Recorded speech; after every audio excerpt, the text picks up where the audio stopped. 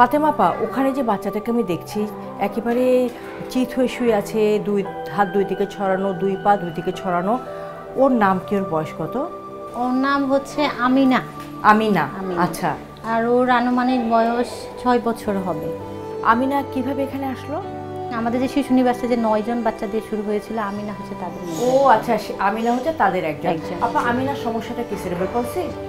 আমিনা আপনার হচ্ছে সিপির বাচ্চা প্লাস খিঁচুনি আছে। ওর হচ্ছে আমরা এটাকে নিউমোনিয়া বলবো না, নিউমোনিয়ার থেকেও আরেকটু উপরে র্যাঙ্ক যেটা আছে সেটা হচ্ছে ব্রঙ্কাইটিসের সমস্যা আছে।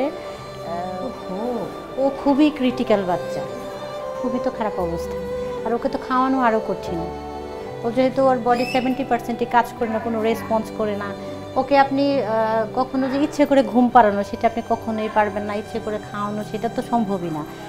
আপনি ওর পায়ে আপনার একটা শক্ত আঘাত করেন, ও কিন্তু বুঝবে না। ওর বডি 70%ই কাজ করে না।